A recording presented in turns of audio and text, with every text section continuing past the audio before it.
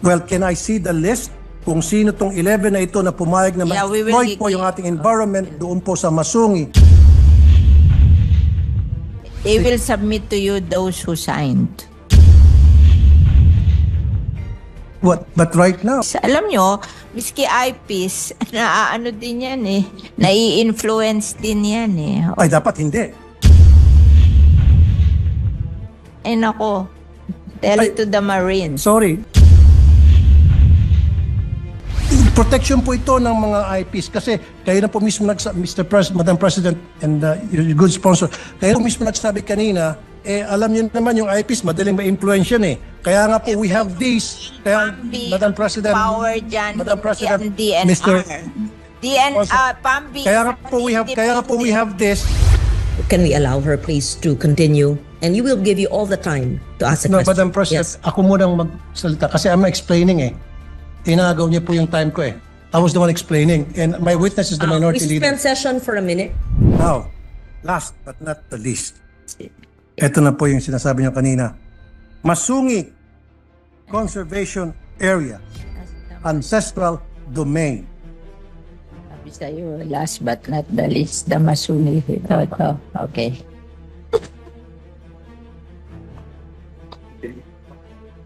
Bakit po pinayagan ang isang wind farm na magtayo doon po sa Masungi Conservation Area na meron pong ancestral domain issue?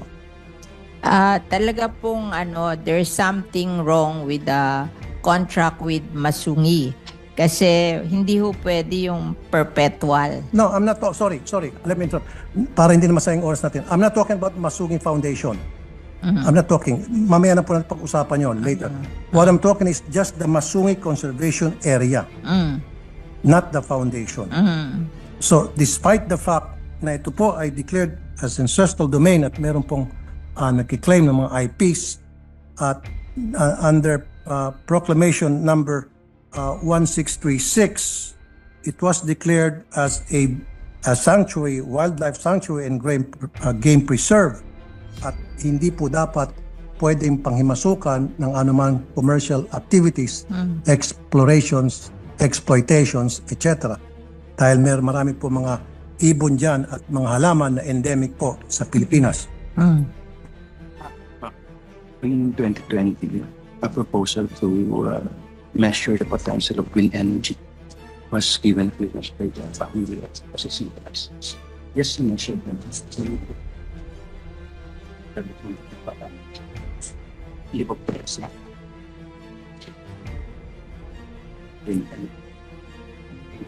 What are we talking here about the wind energy that they want to do in Masungi? The wind farm, Mr. President? the Vena, Mr. President, Madam Sponsor, the Vena Energy is what I'm talking about. The Vena Energy that was given permit by PAMBI to put up their structure. Ayun. Yung METMAS po is measuring In fact, if I may add, while you're doing your research, DNR Administrative Order number 33, okay, May 10, 1993, Masungi Rock and its vicinity specifically bounded by longitudes 121 degrees, 17 degrees to 121 degrees, 21 east, west, anyway, etc. It says here, declared a strict nature reserve and wildlife sanctuary in accordance with the provision of RA 7586, otherwise known as National Integrated Protected Area System Act of 1992. At wala pa pong bagong DAO or Department or DNR Administrative Order or na magsusuproceed nito. Sabi po, wind It was signed energy... Mr. Secretary Alcala. I'm sorry, Madam President. Mr. President, sabi po yung wind energy is allowed because it's Multiple use. renewable energy. But wala pa daw permit yan. Parang mag-i-study pa lang kung ano yung potential ng wind energy. Yun lang ang ibinigay nila. They cannot operate yet. Parang yung PAMBI, ang ibinigay lang is a study of the potential of the wind energy in Masungi. No, it shouldn't. It shouldn't be. dapat in the first place wala pong gagawing study doon kasi naghukay na po eh. Marami na pong structure doon. And I have pictures to show. What are the pictures? Ang sabi po nila, yung PAMB, binigay lang is to determine the wind energy. May conflict po eh. Ewan lang natin kung yung binigyan ng permit to measure the potential of wind energy, kung dinisobey nila na nagawa na sila doon. Pero it is based on a study lang. Madam President, meron na po mga struktura doon. Nag-umpisa na sila na maglalagay ng Part ba yun ng Masungi? wind farm doon. Yung nilagay daw po doon, hindi part ng Masungi, sa Pililya daw yon. It's not part of the legislated protected area. Yung Yes. pinaglagyan ng mga improvements na yon, it's beyond the legislated protected I'll area. help you, Madam Sponsor. What happened was, ginamit ng PAMBI yung Section 25 ng Republic Act 11038, INIPAS 2018 as amended. What does it say doon po sa Section 25? Special uses with protected areas. Assumption niya. So nagkaroon po, because of PAMBI, inigam po yung PAMBI sa batas na ito, nagkaroon ng amendment na para ideklara kahit isang protected area na into multi-use. And this has to be amended. Kasi it runs contrary to the spirit of the law protecting. They want Our to environment. study and investigate what happened because of your contention. Can you give us yung study nyo para a copy lang of the study so they can investigate kung there was a violation of the law? The area kasi is a strict protected zone, Mr. President, Madam Sponsor. And having said that, DNR should know better na if it's a strictly protected zone, hindi dapat nila panghimasukan yan. Nagagalit siya kasi Hindi dapat nila inisip kahit na renewable energy na manghimasok yan. I don't have any problem with renewable energy na para mag-proliferate sa bansa natin, because me being the chairman of the Committee on Energy, payag po ako sa renewable energy, pero dapat ilagay natin sa lugar. Huwag po doon sa mga protected area, especially po na meron pong mga ancestral domain issue na dahil misplaced po yung mga IPs natin na walang mga boses at walang mga kalaban-laban, pinapalayas doon sa kanilang ancestral domain dahil sa ngalan ng development, aka salapi.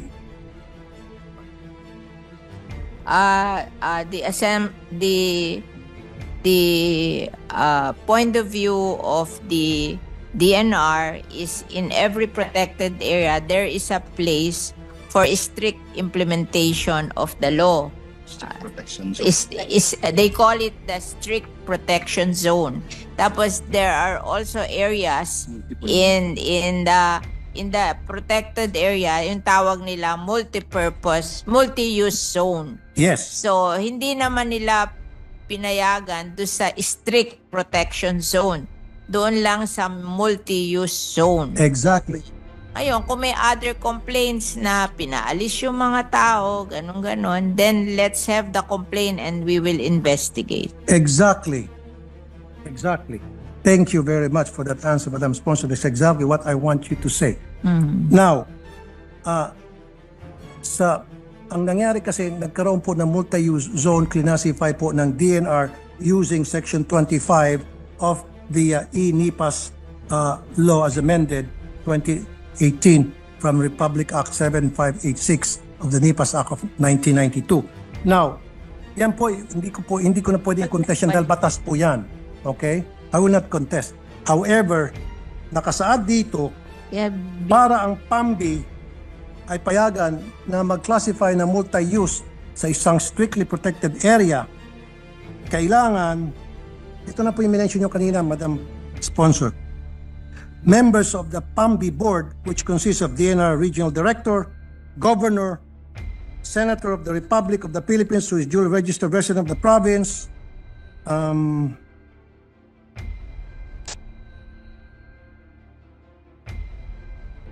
district representative of the congressional district, mayors, chairperson of barangay, regional directors, DA, NEDA, DOST, DND, 3 representative from NGO or PO, 1 but not more than 3 representative from IPs, ICCs, and then 1 representative from the academic institution, and finally, 1 representative from the private sector. Now, gusto ko pa malaman kung nasunod po ba ito na itong lahat ng nakasulat dito sa Section 11 ng Republic Act 11038 2018 as amended ng INIPAS, kung nasunod po ito ng pagbigay po ng multi-use ng DNR sa wind farm na Bernas Energy. Bena Energy. Kung nasunod po. Nandyan daw po lahat dyan nung magbigay ng permit. Well, can I see the list kung sino tong 11 na ito na pumayag na ma-exploit po yung ating environment doon po sa Masungi?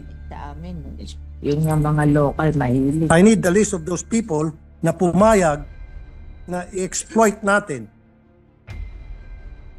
itong tinatawag nating Masungi Conservation Area na which is declared as a strictly protected area. So itong 11 members na nag-sign, members of the board sa PAMBI allowing the exploitation of Masungi, I need a list of those people and their signatures. And very important to me is yung pong IPs. Meron po bang pumirma na IPs? Meron ba? Meron. I need a list and I need the They will submit to you those who signed. What? But right now, Kasi pero yan, I'm warning you that yan, majority wins. Diba? Kahit na hindi pumirman lahat, kung majority pumirma, panalo yun. Oh. I know. Pero ang selection process niyo kailangan meron pong IPs. Ayun, on. pina-follow. Kaya nga, paano po sinelect yung IPs? May I know? Oh. From the experts? Baka hindi naman pumirma yung eyepiece. Alam nyo, miski eyepiece, naaano din yan eh. Nai-influence din yan eh. Ay, dapat hindi. Ay nako, tell it to the Marines. Sorry. Tell it to the Marines. Dapat hindi po.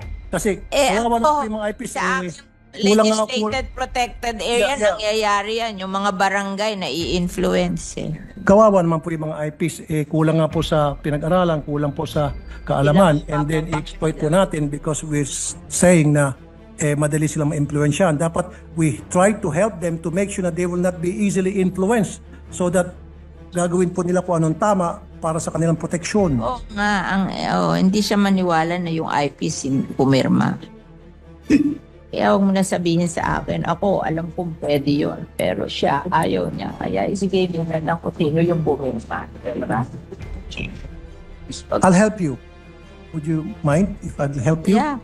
You're very welcome, Mr. Okay. President. Kasi bago po mapili ang isa o dalawa o tatlong IPs na sumama po sa PAMBI sa selection process, number 1, dumadaan yan sa Indigenous Political Structure or IPS.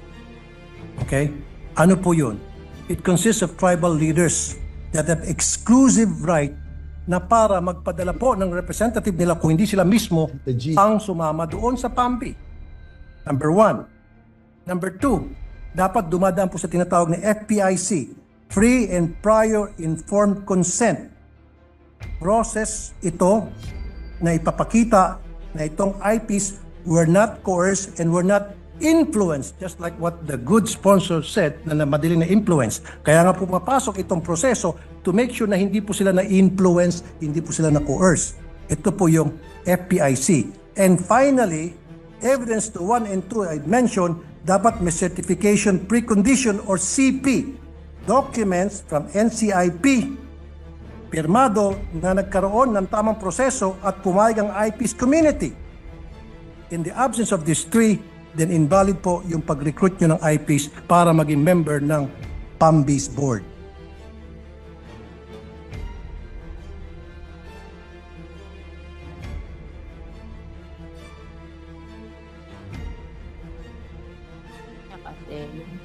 influence. If, ano naman niya precondition na yung na kaya ano pinayag yes, diba? Ipakita mo na lang mga papeles para pa-convince siya. Kasi hindi natin yun yung every condition notion na siya diba? Mr. President, we will just submit all the papers available to the DNR about the action of the PAMB. We just want to reassure you that it is not yet a permit to operate the windmill. It's just a study to find out the potential of the wind farm here in the legislated. Thank you, Madam President. Thank you, good sponsor. Yes, I definitely agree with you. So, I need to see the CP, Yes. Certification of Precondition signed by the NCIP. Kahit na testing pa yan, kasi ang nakalagay sa batas, kahit na testing, dapat hindi. Doon sa mga lugar na merong issue sa ancestral domain. Kaya nga po dumadaan doon sa tatlong sinasabi kong steps. Without those, then invalid po yung mga nakapirmang IPs doon. So I need a copy of the CP na pirmado po ng NCIP because kanina lang po tumawag ako sa NCIP, wala po silang pinipirmahan na CP allowing the exploration, the testing of anything whatsoever commercial doon po sa Masungi Conservation Area. Now, if you cannot show me CP, again, I will defer the budget of the DNR in favor of the IPs. Can we defer? Do we have time to i-defer? Ano?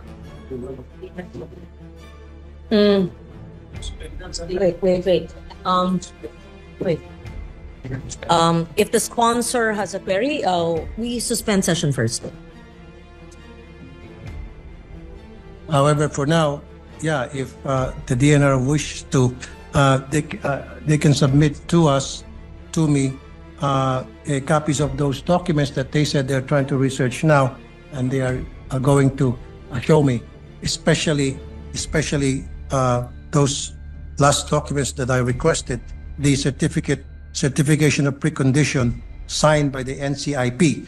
Now, if they're saying na meron po silang ganon, then I need the person that will show me the CP na sign ng NCIP, put that person under oath na yan ay valid documents, at kapag napatunayan na hindi valid yan, siya po'y makukulong, makakasuhan dahil I just spoke to the NCIP people, main office and regional offices, wala po silang ini-issue'ng CP. Now, kung sinasabi, otherwise sinasabi ng DNR na meron, then let's see. Yes, we recognize Senator Villar. Yes. They were the DNR was saying that what the IP signed is to make the study. There is no permit yet to implement the project. So when you cannot ask for the NCIP commitment because that is given when there is a project. But ito parang permit lang to study the project. So, ang pumirma lang yung IPs, yung IP representative. Kaya nga po, para makapagpirma ang isang IP representative, dumaan po dapat doon sa tatlong process na minention ko po. Number one, dapat may tinatawag na indigenous political structure. Tribal leaders po ang mag-assign, mag-designate kung sino ang allowed na mag-represent doon sa tribal group nila. Number two, meron po yung tinatawag na free and prior informed consent to make sure po na ito po yung process ng NCIP to make sure na itong IPs were not influenced and were not coerced. And then finally, dapat po meron pong evidence of 1 and 2 that really happened.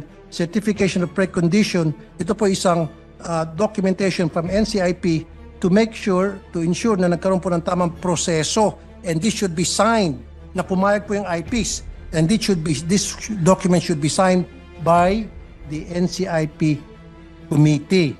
Now, sabi niyo po, ang ginagawa ay testing pa lamang. Even though testing pa lamang, dapat po merong paalam sa mga IPs kahit testing pa lamang po yan. Mr. President, it is not the power of the DNR to appoint the IPs or to see to it that the right IPs are represented in the PAMBI. It's the PAMBI who will decide if they will accept the representation of the IPs. So, hindi po natin marirequire ang DNR doon kasi may right ang PAMBI to choose kung sino ang magiging member ng PAMBIs. It's according to the law. Madam President and the good sponsor, yes, kasi once na ginamit niyo po yung IPs, meron pong batas ang IPs sa pamagitan ng tribal group nila. You cannot just go to the IPs and approach them and say, hey, you, I want you to be... No. Kailangan po may proseso So, talaga. ang sinasabi ng this is the law. DNR, hindi sila magpo-provide ng information na yon, kundi yung PAMBI. Kasi sila yung nag-approve na Kaya yun nga ang po, member ng PAMBI. Exactly. So, the DNR cannot produce that document. It's the PAMBI. Yes, Of Madam President. the The PAMBI, Masungi. yes, the PAMBI are the ones, base po dun sa batas na binanggit ko kanina, Kaso ang member ng PAMBI, hindi naman lang DNR. Marami. Oo, may local but since government. there's an may issue, NGO. Madam President, good sponsor, since meron pong issue ng ancestral domain at ang IPs po dapat dito ay ginagalang, nirespeto, nirecognize. So kailangan po talaga kasama sila doon po sa pagbuo nitong PAMBI Board of Directors para doon sa isang project. Opo. Okay. Now, sabi ko rito, sabi sa batas ng IPs, dapat meron pong tinatawag na selection process at dumadaan po yan sa IPS. Tribal leaders ang pumipili kung sino sa kanilang miyembro ang pwede, binibigyan ng authority ang pwedeng mag-witness o maging member ng PAMBI. Hindi po PAMBI, pwedeng basta-basta na lang po natin hindi. ituturo kung sino dyan sa protection po ito ng mga IPs kasi kayo na po mismo Madam President and your good sponsor, kayo po mismo nagsabi kanina, alam niyo naman yung IPs madaling ma-influence yan Kaya nga po we have this, kaya PAMBI, Madam President, power dyan, Madam President, DNR. Mr. PAMBI. Kaya nga po we have this. Standard, maybe just request, well, of course, Your Honor, the sponsor, can we allow her please to continue? And you will give you all the time to ask a No, question. Madam President, Yes. ako munang magsalita kasi I'm explaining Inagaw niya po yung time ko I was the one explaining and my witness is the minority We leader. suspend session for a minute.